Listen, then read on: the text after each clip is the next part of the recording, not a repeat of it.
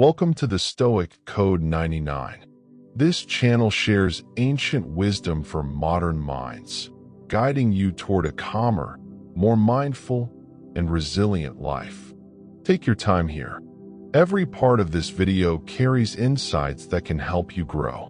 Watch until the end and allow Stoic thought to settle within you. There is a moment, silent and still, when the world around you fades. Not because it disappears, but because it no longer demands your attention.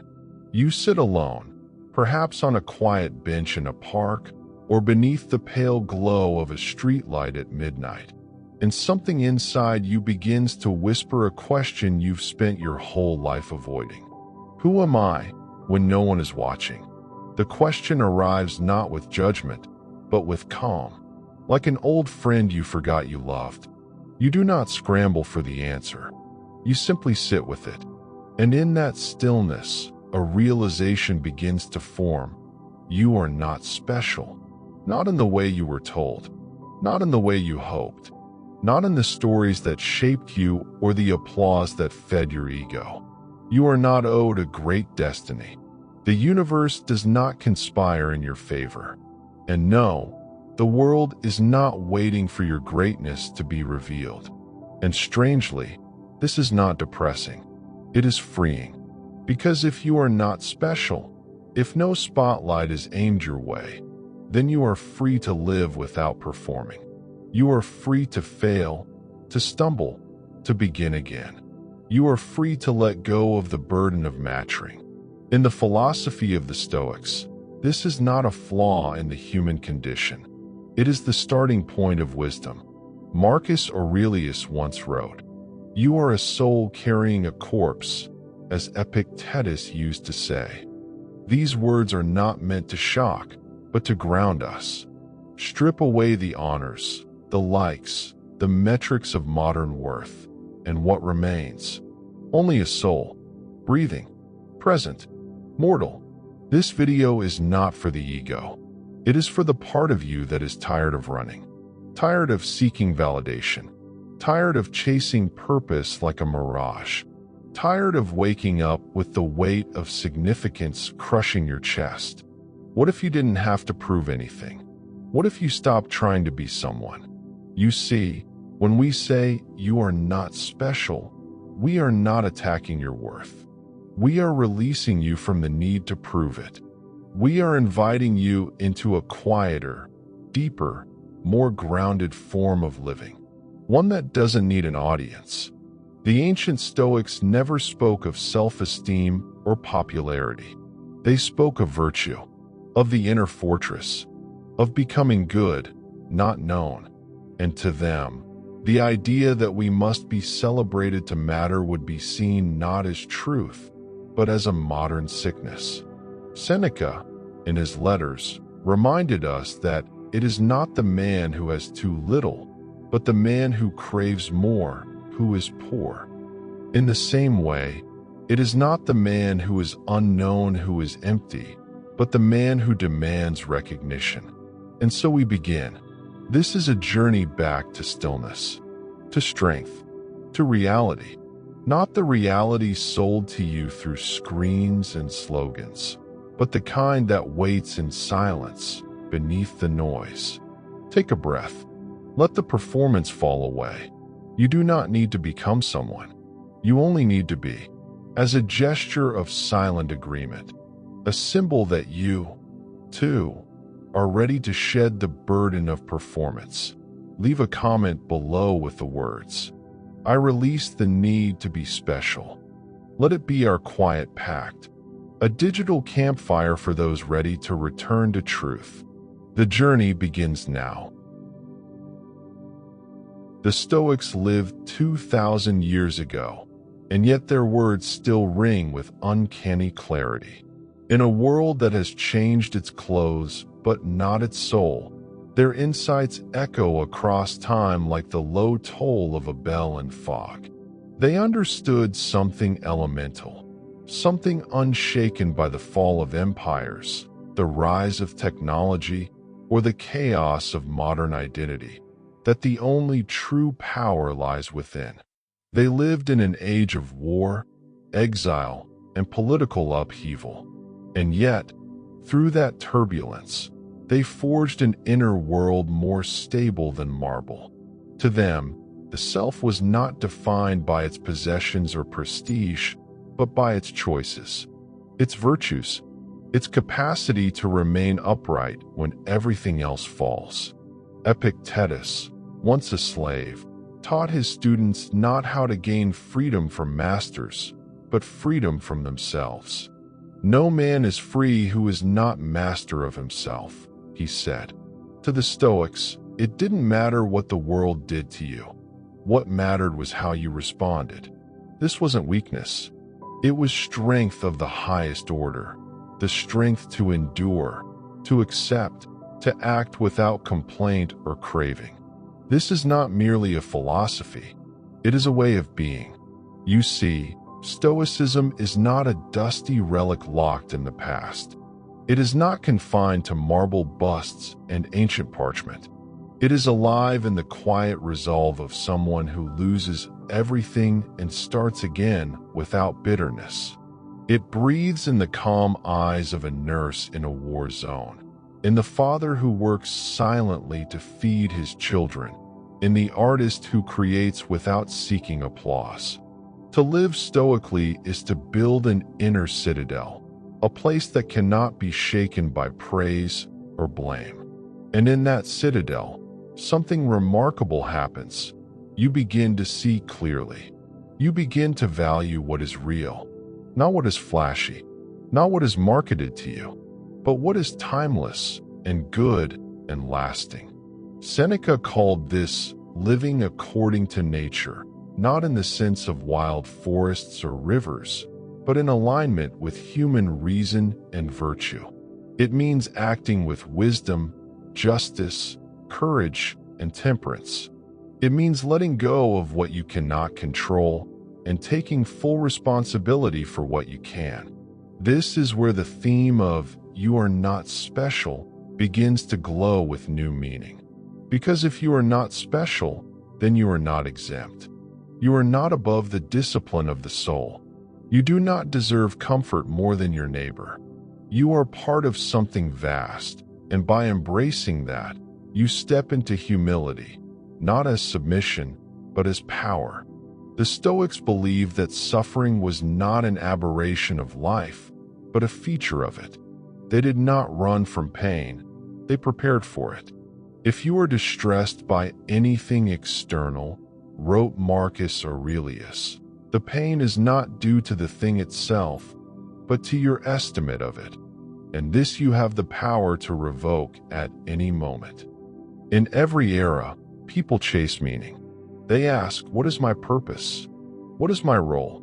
What is the point of all this?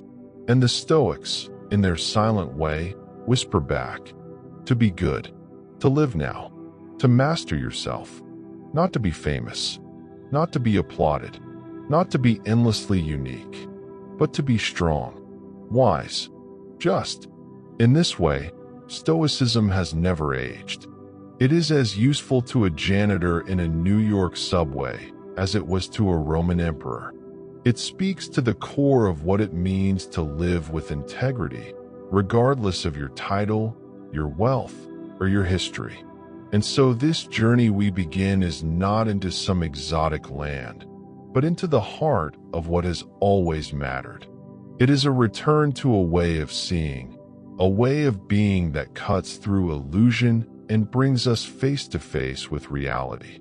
The reality that we are temporary, that we are limited, that we are not special. And yet, in our ordinariness lies the seed of the extraordinary, not in what we achieve, but in how we live, not in the legacy we leave, but in the moment we inhabit, not in the love we receive, but in the love we give. You are not special, but you are here. And that, in the eyes of the Stoics, is enough to begin a life of greatness. There is an invisible line that cuts through every moment of your life. It separates what is yours from what is not. Your thoughts, your actions, your judgments, these are yours. The opinions of others, the turns of fate, the outcomes of your plans, these are not. This is the first lesson in the Stoic art of living, to know the difference.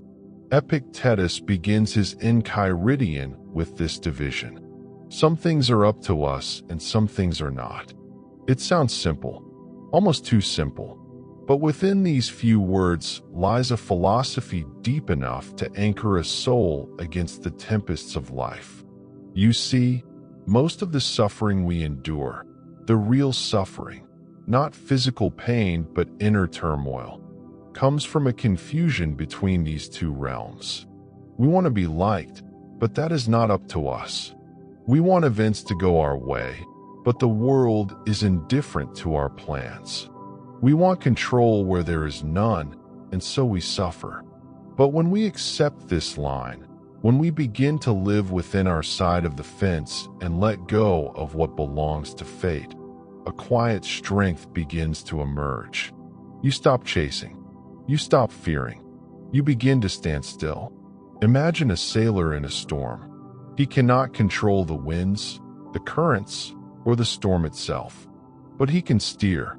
He can hold the rope. He can keep his mind clear while the sea rages. That, the Stoics say, is what it means to live well. Marcus Aurelius, surrounded by war and betrayal, wrote to himself, "You have power over your mind, not outside events. Realize this, and you will find strength. Strength not in force, but in focus. Not in changing the world, but in changing your relationship to it." It is here that the illusion of being special begins to unravel. Because we are told, from the beginning, that if we try hard enough, believe strongly enough, we can bend life to our will. But the Stoics gently correct this fantasy. They do not say, "Give up." They say, "Choose wisely what to give yourself to." You cannot control your reputation, but you can control your integrity. You cannot control whether love is returned, but you can control how sincerely you give it. You cannot control how long you live, but you can control how deeply. In a culture obsessed with outcomes, this is a radical stance. It tells you to unhook your soul from what happens and root it in how you meet what happens. The Stoics call this virtue, and it is the only thing, they say, that cannot be taken from you. There is peace in this clarity. It is not passivity. It is presence. And with it comes a new kind of freedom. Not the freedom to do whatever you want, but the freedom to face anything at all. In a letter, Seneca wrote, "A wise man is content with his lot, whatever it may be, without wishing for what he is not." This is not resignation. It is not saying, "I don't care." It is saying, "I care only for what is mine to shape. And what is yours to shape is enough. Let the storm come. Let the world turn. Let others believe they must control everything to matter. You, on the other hand, will know this deeper truth, that all the power you need has been with you from the beginning. That to master the self is to master life.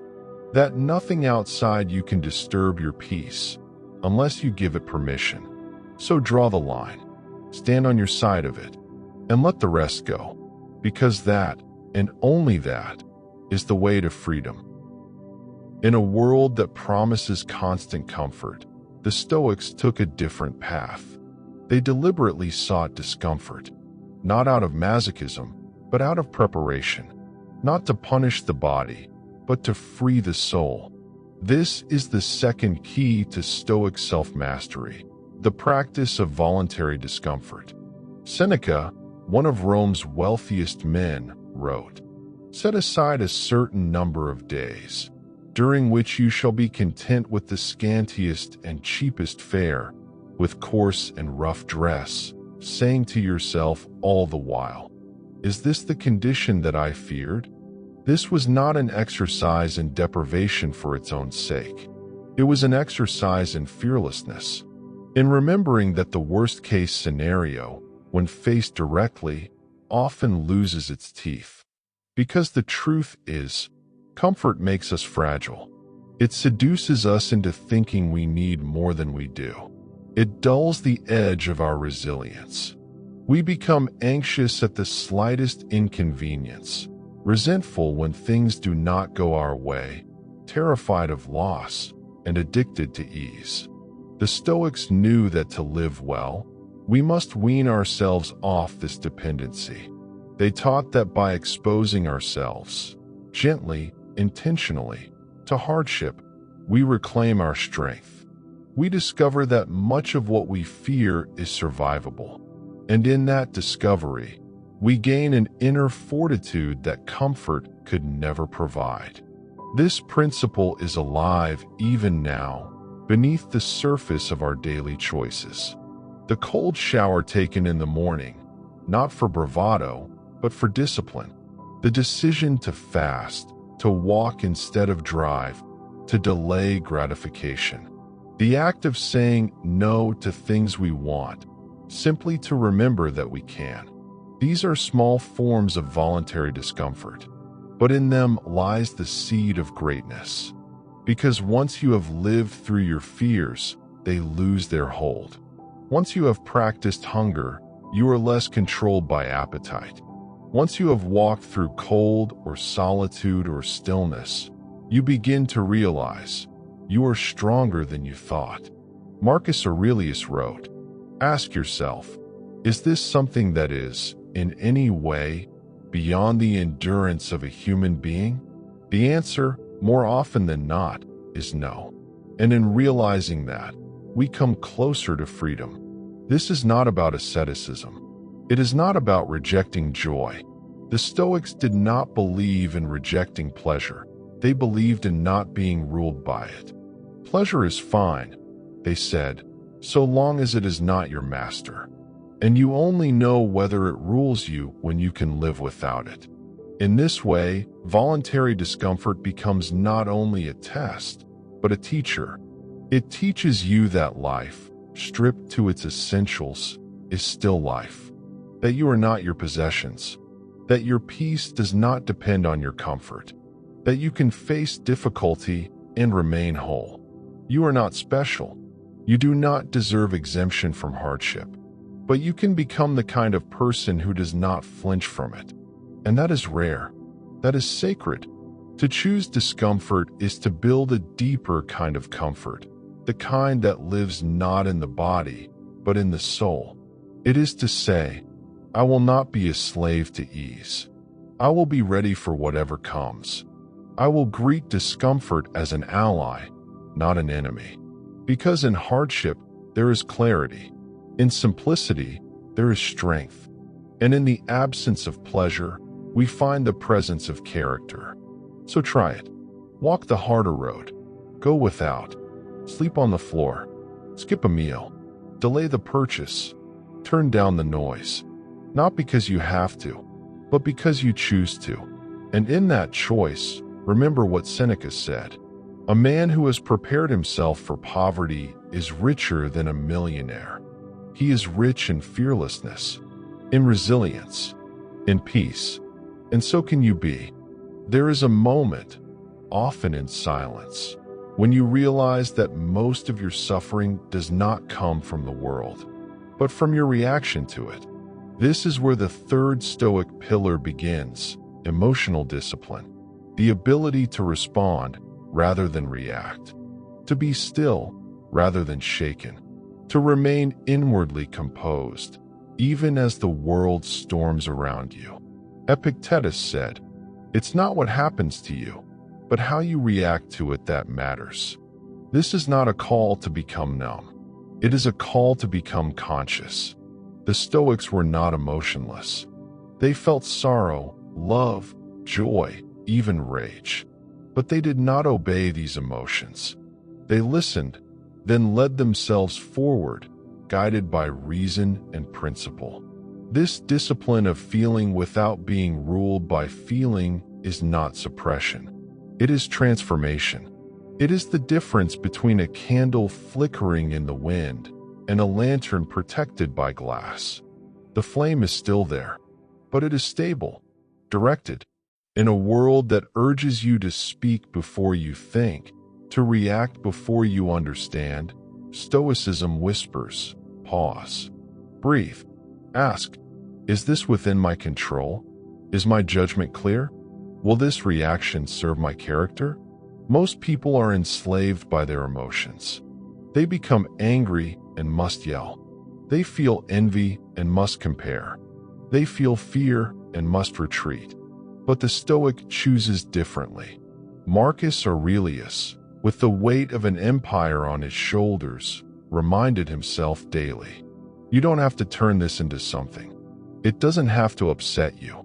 And that is the quiet superpower of the Stoic. They know that the world is full of sparks, but they refuse to be kindling. Instead of being dragged by every emotion that visits them, they treat emotions as messengers. They listen respectfully, then choose what to do next. This is not easy. It is not fast. It is not natural, but it is freeing. Because when you master your emotions, not suppress, but master, you take back your sovereignty. You are no longer a puppet, pulled by whatever strings your circumstances choose to tug. You are an actor in the highest sense, a soul capable of choice, even under fire. And this, in the Stoic view, is the true test of greatness. Seneca put it this way, he who is brave is free, not brave in the face of battle, but brave in the inner battle, the war against his own impulses. It takes courage to not lash out when you've been wronged. It takes courage to admit you're afraid, but still do the right thing. It takes courage to feel grief without drowning in it, to feel love without becoming possessive, to feel anger without letting it turn into hate. Emotional discipline is not about suppressing the storm. It's about becoming the eye of it. Calm, clear, untouched. This does not mean you are unaffected. It means you are unmoved in your values. That the world may knock on your door, but it does not get to rearrange the furniture of your soul. Every day we are tested. Someone cuts in front of us. Someone offends us. A plan falls through. A loved one disappoints us. And in those moments, we can either react with instinct or respond with virtue. The first is fast. The second is powerful.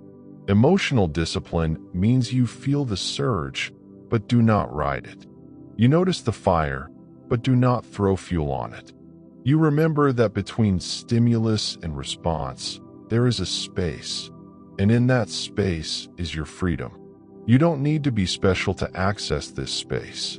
You don't need to be brilliant or wealthy or admired. You only need to remember. Remember that you are not your emotions. You are their observer, their host, and you choose what stays. The world will continue to be chaotic, but you, if you choose, can become still. And in that stillness, something beautiful happens. You begin to see clearly. You begin to live wisely, and you begin to suffer less.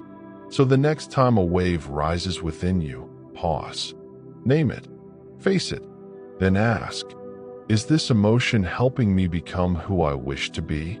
If the answer is no, let it pass, like clouds across the sky, and remain calm, conscious, composed. As Marcus wrote, the nearer a man comes to a calm mind, the closer he is to strength. You are not special, but you are capable of extraordinary calm, capable of walking through fire without being burned by it, capable of becoming not a slave to emotion, but its master. And that is the beginning of true freedom. Among the Romans, one name stood as a shining example of Stoic integrity and courage, Cato the Younger. Cato was not born a king, nor was he the wealthiest man in Rome. He was, in many ways, a product of the chaotic, corrupt world he lived in. Yet he is remembered throughout history as the embodiment of Stoic virtues, and a man who chose honor over comfort, virtue over popularity. Cato's life was a battle between his Stoic principles and the disintegration of the Roman Republic. His name would forever be associated with resistance, but not just resistance against external forces. His greatest battle was always within. Born in 95 BCE, Cato was raised in the midst of one of the most turbulent periods of Roman history. The Republic was fracturing under political corruption, the rise of powerful individuals, and an ever-widening gap between the wealthy elite and the masses. In a time when ambition and selfishness seemed to rule, Cato chose a different path. He chose virtue. He was known for his fierce independence and his unyielding commitment to doing what was right, even when it meant defying his peers. He was a man who was willing to die for his principles, and this unwavering stance made him one of the most revered and despised figures in Roman history. What made Cato stand out, however, was not just his intellectual commitment to Stoicism. It was his courage in the face of hardship. Cato's most famous act of defiance came during the final days of the Roman Republic. Julius Caesar, having risen to great power, sought to transform the Republic into an empire. Cato, a senator at the time, saw Caesar's rise as a direct threat to the freedom and virtue of the Roman people. And so, with a group of fellow senators, he chose to fight back, even though they stood little chance against Caesar's military might. In the midst of this conflict, Cato's Stoic principles would be put to the ultimate test. At one point, when the Senate was all but defeated and Caesar's forces were closing in, Cato found himself at the end of a long and uncertain war. Yet even in this moment of despair, Cato refused to submit to the pressure of circumstance. Rather than accept Caesar's terms of surrender or fall to despair, Cato chose something far more radical. He took his own life. This act, which many considered deeply tragic and others deeply honorable, was a testament to the Stoic belief that it is better to face death with dignity than to live as a slave to external forces. For Cato, death was not a tragedy. It was a choice. And in his final act, he demonstrated the ultimate Stoic principle, the power to choose one's response, even in the face of inevitable loss. But what makes Cato's story so profound is not simply that he died for his principles. It is that he lived for them every single day. Every moment of his life was a reflection of his deep commitment to his inner values, values that were unwavering, no matter how the world tried to bend them. Cato was known for his simplicity, his refusal to indulge in luxury, and his self-discipline. He wore the same plain clothes every day, ate simple meals, and made sure his actions reflected his Stoic beliefs. He was the epitome of voluntary discomfort, enduring hardship in a world that glorified excess. His emotional discipline was equally remarkable. Throughout his life, Cato faced immense challenges: political betrayal, war, personal loss, but he did not let these things control him. He chose to rise above them, to remain steadfast in his pursuit of virtue, regardless of how the world might view him. In a time when personal ambition often overshadowed the greater good, Cato remained steadfast in his belief that the individual's true power lies in self-mastery. His life was a clear demonstration of the Stoic principle that the only thing truly within our control is how we respond to the events around us. In the end, Cato's death was a poignant reminder that even in the darkest of times, we have the ability to choose our response. He may not have had control over the political tides of Rome, but he had control over his character. And in that, he found his freedom. Cato the Younger's life, though tragic in many ways, is a powerful story of Stoic resilience and self-mastery.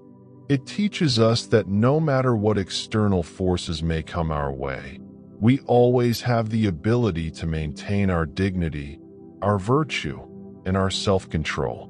Even when the world around us seems chaotic, we can still stand firm in our beliefs and choose how we will respond. The Stoics teach us many things, but one of the most profound lessons is this: that even in our vulnerability, there is strength.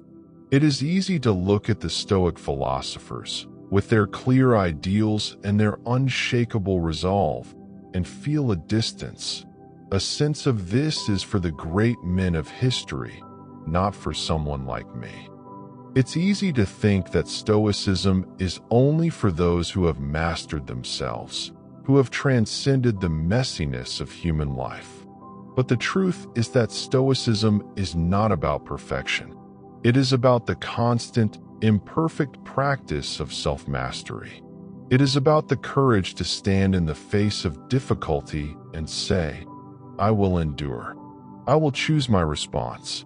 This is what makes Stoicism so deeply human. It does not ask us to be perfect.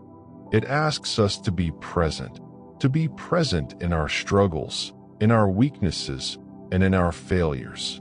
And in doing so, we find the strength to keep moving forward. I have spent much of my own life wrestling with this. The desire for comfort, for ease, for certainty. It is tempting, isn't it? To think that happiness lies in the absence of discomfort.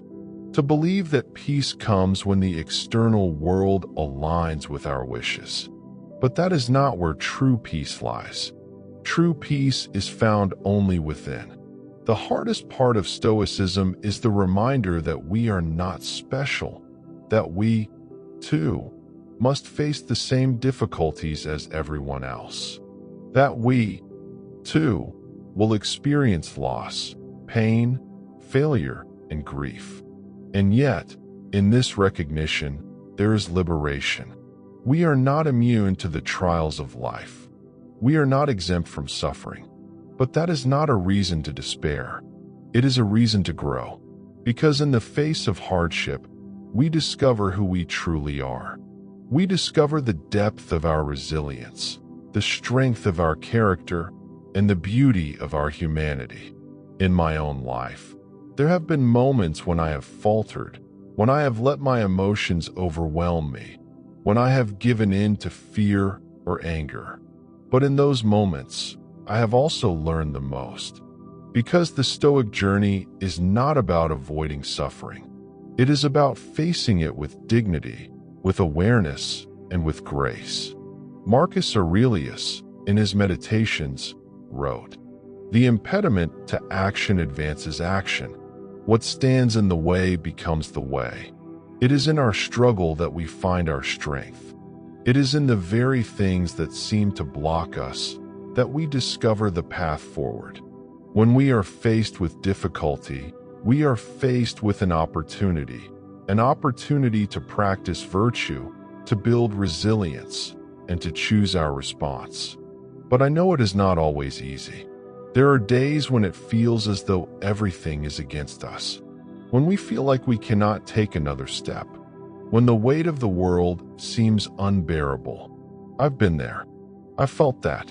But Stoicism has taught me this, that even in the darkest moments, we have the power to choose. We have the power to choose our response. And in that choice, we find the light. Seneca, in one of his letters, wrote, "We suffer more often in imagination than in reality. How often do we make mountains out of molehills? How often do we imagine the worst possible outcome and let that imagined fear control us? It is in this space, this gap between perception and reality, that the Stoics find freedom. They remind us that the things we fear are rarely as terrible as we imagine them to be. that the pain we anticipate often pales in comparison to the pain we actually experience, and that, even in the worst of circumstances, we have the ability to find peace. It is not that the Stoics are indifferent to suffering. They are not blind to the hardships of life. What they teach is that suffering, when faced with courage, can lead to growth. That suffering does not have to define us. That we are more than our pain, more than our fears, more than our setbacks. And this is where the real beauty of Stoicism lies. It is not in the absence of suffering, but in the way we choose to meet it. In my own journey, I've learned that Stoicism is not a rejection of emotion. It is not about becoming a cold, unfeeling machine. It is about understanding that emotions, like all things, are transient. They come and go. And in the space between those emotions, we have the opportunity to choose how we respond. We can choose to let them control us, or we can choose to let them pass, like clouds in the sky, moving on, leaving us with clarity and calm. The Stoics do not deny their humanity. They embrace it. They understand that to be human is to feel deeply.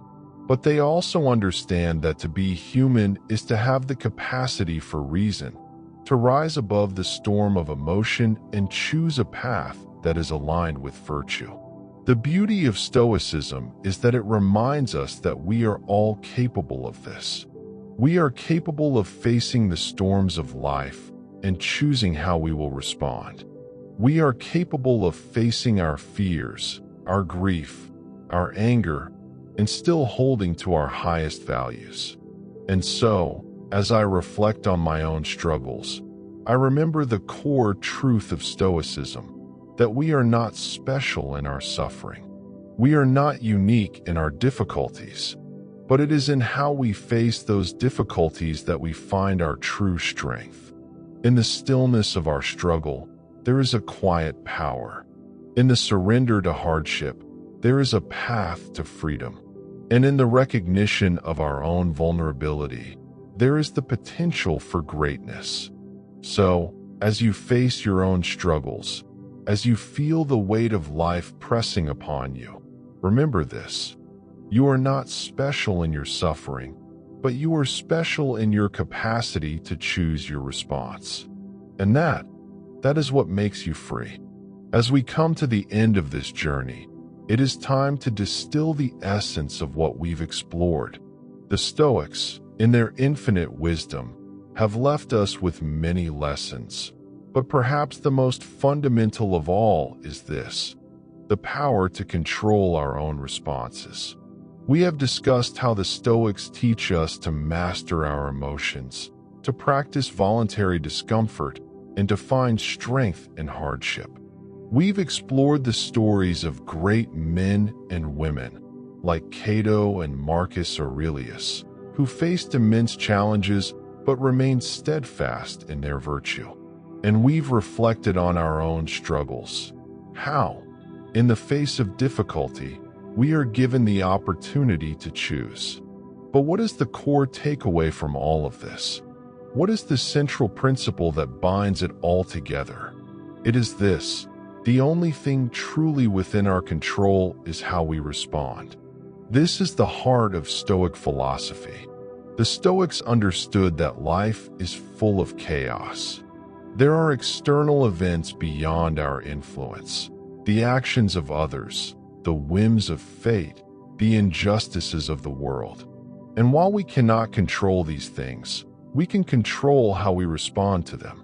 In every moment, we have a choice: to react with anger or to respond with wisdom, to give in to fear or to rise with courage, to surrender to despair or to stand firm in hope. These are the choices we face every day. And while we may not always make the right choice, the Stoics remind us that we always have the ability to choose. This principle is liberating. It means that no matter what happens to us, we are never truly powerless. Even in the face of hardship, We always have the power to choose how we meet it. And in that choice, we reclaim our strength. It is easy to believe that life is a series of random events over which we have no influence. To feel that we are mere victims of fate, tossed about by the forces of nature and circumstance. But the Stoics teach us a different truth. We are not victims. We are agents of our own destiny. This does not mean that we can control everything. Life will still throw us challenges. People will still betray us. We will still suffer loss, disappointment, and pain. But in every moment, we have the power to choose how we will face these things. We can choose to face them with grace or with bitterness. We can choose to face them with patience or with impatience. We can choose to face them with courage or with fear. And in making these choices, we shape our lives. As we've seen in the lives of the Stoic philosophers, this does not mean a life free of struggle. On the contrary, Stoicism teaches that struggle is inevitable, but that struggle can be a source of strength, a teacher that leads us closer to wisdom. This, perhaps, is the greatest gift of Stoicism. It teaches us that we are not defined by our circumstances, but by how we respond to them. Our responses are what shape our character, and our character is what shapes our destiny. So, as you move forward in your own life, remember this. You are not special because you avoid hardship. You are special because you choose how to meet it. It is not your pain, your fear, or your failure that defines you. It is your ability to rise above it, to stand firm in your virtue, to choose wisdom over folly, and to remain grounded in the knowledge that, no matter what comes your way, you have the power to choose your response. In the words of Epictetus, we cannot choose our external circumstances, but we can always choose how we respond to them. And in that choice lies true freedom. The freedom to live a life of virtue, a life of inner peace, and a life of strength. This is the timeless gift of Stoicism, a philosophy that does not promise an easy life, but a life of meaning.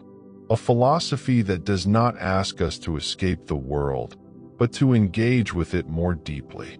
A philosophy that reminds us that, in the end, we are the ones who have the power to shape our lives.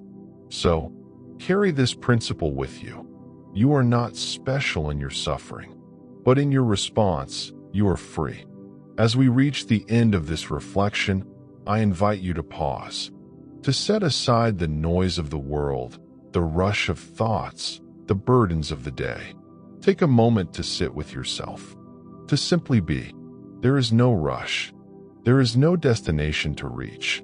In this moment, all that matters is that you are here, breathing, alive, and present. Imagine that you are standing at the edge of a great still lake. The surface is smooth, untouched by wind. You gaze into its depths, and for a brief moment, everything is clear. The water reflects the sky, vast, limitless, and serene. There is no distinction between the lake and the sky. Both are one, both are whole.